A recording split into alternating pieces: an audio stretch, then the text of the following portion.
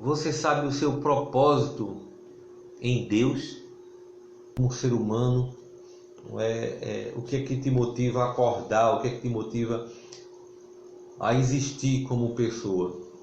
Muita gente, queridos, nessa vida vive uma tremenda frustração, não porque não tenha conseguido algumas coisas, mas infelizmente porque mesmo tendo uma vida aí, quem sabe sucedida, não descobriu ainda o seu propósito de vida, o para que existir.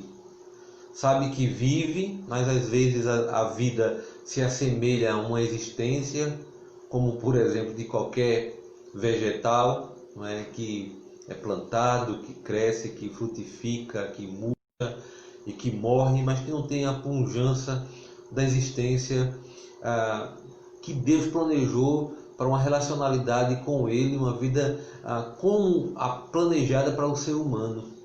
A possibilidade de existir, mas que viva, e como disse Jesus, narrado no mesmo Evangelho de João, capítulo 10, eu vim para que vocês tenham vida e a tenham com abundância, tenham vida completa. Então, não saber aquilo para o qual o Senhor lhe chamou, qual é o seu chamamento, a sua vocação, um fator preponderante para que você viva frustrações as mais diversas, para que você viva desencontros na existência, para que você viva aí sem aquela pegada para existir, sem aquele ânimo, sem aquela convicção, sem certezas, sem motivações, por o seu propósito de existir. Você sabe que ao seu redor há propósito em todas as coisas. Todas as coisas que você tem e usa tem alguma serventia. O seu carro levar para o seu trabalho, para os seus passeios, a sua cama, a sua mesa serve para você fazer a sua refeição, não é? O seu trabalho serve para propiciar o seu sustento. Você percebe que à sua volta tudo tem um propósito, tudo. Muitas vezes é muito frustrante saber que você não descobriu ainda aquilo pelo qual legitima, seja o seu próprio você vive. Eu queria começar a refletir ao contrário disso, sabendo e depois. Você talvez não sabe o seu propósito em Deus, mas Deus sabe o seu propósito em relação a você. Leia apenas um versículo, está lá em João, capítulo 3, versículo 16.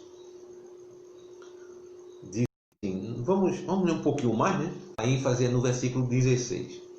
Diz assim: porque Deus amou o mundo que deu seu Filho unigênito para que todo aquele que nele crê não pereça, mas tenha a vida eterna. Mas para que o mundo fosse salvo por ele. Quem nele crê não é condenado, mas o que não crê já está condenado, porque não crê no nome do que a luz veio ao mundo, mas os homens amaram mais as trevas do que a luz, porque as suas obras eram más. Pois todo aquele que pratica o mal detesta a luz e não se aproxima da luz, para que as suas obras não sejam reprovadas. Quem pratica a verdade se aproxima da luz, para que as suas obras sejam manifestas. E os dois versículos que a gente leu, os dois primeiros. Porque Deus amou o mundo de tal maneira que deu seu Filho unigênito, para que todo aquele que nele crê não pereça, mas tenha a vida ao mundo, não para que condenasse o mundo, mas para que o mundo fosse salvo por ele. Eu queria que você refletisse comigo, a partir desta leitura, deste Evangelho, em a primeira pergunta que eu gostaria que a gente refletisse nessa noite é o seguinte: Deus Jesus, demais que a gente teologiza, que a gente faz muita sofisticação, mas qual é o propósito verdadeiro? Qual é o para quê do mundo, não é? Qual é o seu propósito? E o texto é muito claro, e ele diz que ele veio para que a gente tivesse salvação. Ele diz, porque Deus amou o mundo de tal maneira que deu seu Filho unigênito para que todo aquele que nele crê não pereça, a vida eterna. A intenção de Deus ao mandar Jesus, e se você não sabe o seu propósito nele, saiba hoje o propósito dele para você, é que eu e você fôssemos salvos. Às vezes a salvação se torna alguma coisa muito elementar para a nossa ação, como alguma coisa simplista, como alguma coisa muito simplória, de somente importância, e não é. A salvação é algo primordial, visceral, sabe, na nossa vida, porque diz respeito à nossa eternidade, na nossa vida além morte. A salvação, ela nos faz pensar e nos faz ter certeza, convicções para uma existência após essa vida, para a eternidade, para uma existência próxima ao Senhor. Portanto, salvação é um tema de suma importância e é o propósito pelo qual e com o qual Jesus veio. Deus enviou Jesus. Ele veio, não com o texto deixa muito claro, o próprio Jesus falando aqui, narrado no Evangelho de João.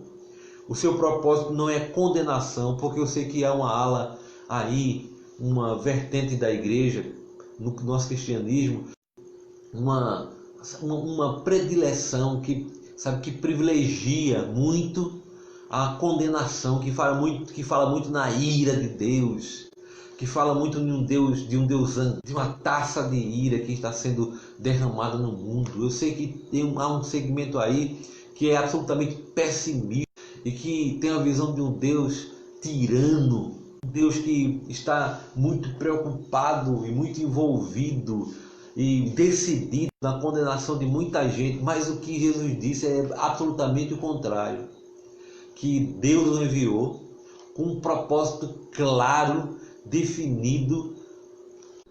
O propósito de Jesus, a vontade de Jesus, o sonho de Jesus, a intenção de Jesus, a intencionalidade na missionalidade de Jesus, para que nós encontrássemos salvação na pessoa bendita de Jesus, na obra vicária que ele fez quando ele morreu no nosso lugar. Então esse é o propósito de Jesus. O propósito de Jesus é que ele viesse trazer.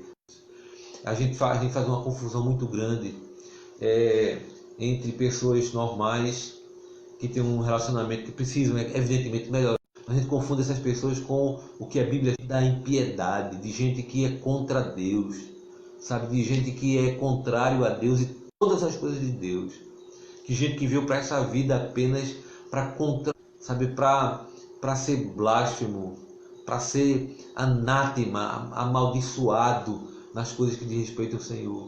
Mas a gente confunde esse tipo de pessoas com as pessoas comuns que têm suas dificuldades na sua caminhada com o Senhor, e tem gente que tem um prazer de apontar o dedo e riste para as outras pessoas, de ver erros e pecados nos outros sem se preocupar com os seus próprios, e que evidenciam a condenação, quando o propósito de Jesus é a salvação. Para que Jesus veio?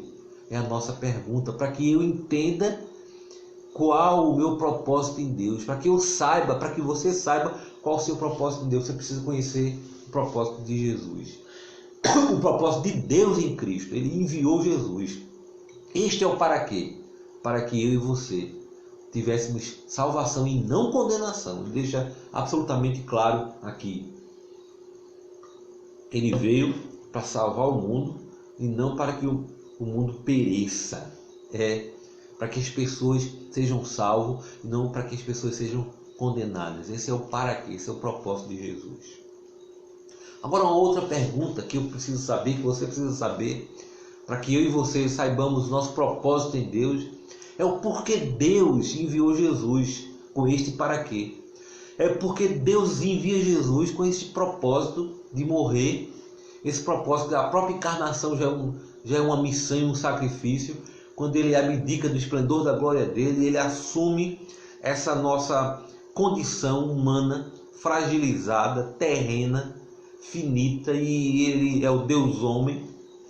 E isso só quando ele sai da glória já é um sacrifício feito por nós nos tempos eternos, desde a decisão dos eternos decretos de Deus, quando se decide que ele morreria para expurgar, para expiar os nossos pecados. E ele já faz esse sacrifício por nós, para que a gente seja salvo. Isso é o seu para quê, o seu propósito. Mas por que Deus envia Jesus? Por quê? Em que condição é essa?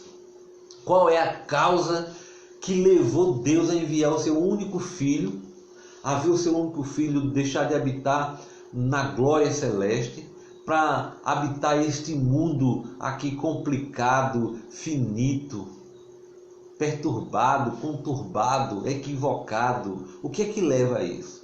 E o começo do versículo 16 diz: porque Deus amou o mundo de tal maneira que deu o seu único filho. Esse é um amor tremendo, é um amor escancarado. A palavra no original para amor aqui é de fato a ágape, aquele amor de Deus, o amor perfeito, o amor sacrificial, o amor incondicional. Ele não busca no homem nenhum motivo, ele não busca no homem, no ser humano, nenhuma possibilidade que valesse a pena fazer isso. Ele não procura, ele não busca no homem nenhum motivo que justificasse essa entrega de seu filho. Ele não procura, ele não busca no homem nada que pudesse ser uma troca, uma barganha. Essa sua graça é uma prova, esse seu amor é uma prova da sua graça, do seu favor imerecido. Então a resposta do porquê Deus manda Jesus para o seu para quê, para o seu propósito, é exatamente o amor. Mas não um amor como esses que nós estamos acostumados a ouvir falar. Um amor que às vezes arrefece, às vezes é subtraído, às vezes é esquecido, às vezes é abandonado. O amor de Deus não vê condição, Ele nos ama incondicionalmente. O amor de Deus é perfeito, o amor de Deus é eterno, o amor de Deus é imutável. Quem Ele ama, Ele não deixa de amar jamais, nem por um segundo. É um amor eterno, é um amor que implica sacrifícios, e esse sacrifício, sabe, ele é uma prova do maior amor que o mundo já viu, que é entregar seu Filho Jesus sem culpa, sem pecado, por nós pecadores. Essa é uma grande prova de amor. E é um amor que é dito aqui, que tem uma profundidade de tal maneira. É um amor profundo. Ele nos ama de tal maneira. Não é um amor simples, singelo. Não é um amor que depende de uma condição. Não é um amor que depende de uma circunstância. Não é um amor que depende de uma preferência. Não é. É um amor profundo, sem condição alguma. Nós não precisamos oferecer nada a Deus que justifique o fato dele nos amar. Ele nos ama porque quer. Mas Ele nos ama com amor profundo. Um amor até que nós não entendemos, que nós não alcançamos. É um amor visceral, é um amor que se agiganta, é um amor que acolhe, é um amor que não pergunta, é um amor que não faz perguntas, é um amor que não tem dedo em riste, é um amor que não tem nenhuma condição, nenhuma pergunta, nenhuma troca. É um amor gracioso, esse amor do Senhor. É um amor que nos preenche, é um amor que nos satisfaz. É um amor que nos perdoa, é um amor que nos agasalha, é um amor profundo, tão profundo que a nossa mente finita não consegue captar absolutamente em toda a profundeza deste amor. Mas este amor também tem uma largura, tem uma abrangência, porque Deus não ama poucos, como muita gente tem dito aí, um pouquinho. Não é como se Deus perdesse para o diabo e o inferno estivesse abarrotado de pessoas e o céu fosse habitado por 3 ou 4 seres, sabe, ou um número exato, pequeno. Não, o Senhor não perde, o Senhor é vitorioso. E sabe o que é que esse Senhor nos fala? Que esse amor tem uma largura, a largura do cosmos. Deus amou o mundo de tal maneira. O amor de Deus se estende, é elástico, longânimo, alcança todo mundo. Cada pessoa que você olhar à sua volta, ela é alvo do amor de Deus.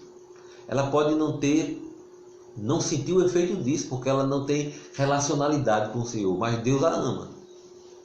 Cada pessoa à nossa volta, no mundo inteiro, na largura existencial da vida, daqueles que existem, daqueles que já existiram e daqueles que vierem a existir, são alvo do amor de Deus. Deus ama você.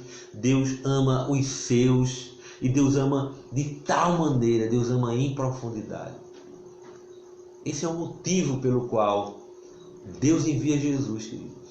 Um amor tão grande, um amor tão largo, um amor tão abrangente, um amor tão profundo, um amor sem condição nenhuma, é que o move a enviar Jesus, o seu único filho. É uma entrega total, é uma entrega sem reservas, é uma entrega de tudo que ele tem. Que amor é esse, queridos? Sabe, às vezes a gente não se sente amados pelos nossos, mas se a gente assimilasse direitinho o amor de Deus, poucas coisas nos fariam falta, porque Deus nos ama e nos ama muito. Nos ama em largueza, em abrangência, em profundidade, nos ama sem nenhuma condição, nenhum condicionamento, nos ama sem nenhuma barganha, nos ama profundamente e já provou seu amor. Havia uma canção do grupo Elo, nos meus dias, que dizia assim: Jesus provou o seu amor por mim. No Calvário isto aconteceu. Isso já foi demonstrado na cruz do Calvário, o seu grande amor por nós. Mas, queridos, a última pergunta que eu e você devemos fazer para que a gente entendesse nosso propósito em Deus, sabe qual seria? Nós acreditamos no Senhor? Nós acreditamos em Deus? Nós acreditamos em Cristo Jesus? Nós acreditamos de fato no Espírito Santo de verdade? Nós acreditamos no Deus triuno, nós acreditamos na obra da Trindade. O escritor cristão escreveu livros abençoadíssimos: o Evangelho Maltrapilho, o Impostor que Habita em Mim, chamado Brenamin. Ele disse que a única pergunta que Deus faria no céu, isso é a ideia dele, isso é elucubração dele apenas. Ele morreu agora há pouco tempo, acho que o ano passado. Mas ele disse que ele acredita que a única pergunta que Deus faria a nós era: meu filho, quando a gente estivesse diante dele, meu filho, você acreditou no meu amor? A gente viu o para que Jesus veio. O propósito da vida de Jesus, que era nos salvar, não nos condenar, nos salvar. A gente viu o porquê Deus envia o seu Filho para esse propósito, que é o amor tão grande, tão profundo, tão magnífico, tão incomensurável, este amor do Senhor, que a gente nem alcança, sabe, todas essa grandiosidade que há nesse amor. Mas a grande questão, querido, para eu saber quem eu sou em Deus, para você saber o seu propósito em Deus, é se você acredita no Senhor. Se você acredita em Jesus Cristo, se você acredita na obra de Cristo na cruz do Calvário, não que ela aconteceu historicamente um dia, lá no passado, há mais de 2 anos, mas que você acredita, sabe, se identifica com esse sacrifício, se você acredita que Ele morreu por você, se você acredita que Deus lhe ama, queridos, nesse tanto, que Ele lhe ama incondicionalmente, que Ele lhe ama profundamente. A ideia é saber se você de fato acredita de verdade em tudo que Deus fala na sua palavra, no seu compromisso dele conosco, na sua fidelidade dele para com ele mesmo, que se estende a nós, nesse amor que seja a ser perturbador para a nossa vida, nesse amor que devia nos impedir de reconciliar o sono sem que houvesse resposta nossa para esse amor. Porque o texto diz assim: quem nele crê não é condenado. O texto diz: porque Deus amou o mundo de tal maneira que deu seu Filho unigênito, para que todo aquele que nele crê, quem crê é salvo, quem não crê é que está condenado. E a condenação já começa, queridos, aqui e agora, porque é muito ruim, é muito difícil, é muito complicado existir sem acreditar que Deus nos ama. É complicadíssimo, é angustiante viver sem a certeza do amor de Deus. A palavra de Deus, sabe, que é tão forte isso, que ele diz: o seguinte no Velho Testamento: ainda se a sua mãe lhe abandonar, eu não te abandonarei. Veja como é forte o amor de Deus. E veja como ele sabe, como ele tem consciência de quão é poderoso o saber ser amado em nós seres humanos.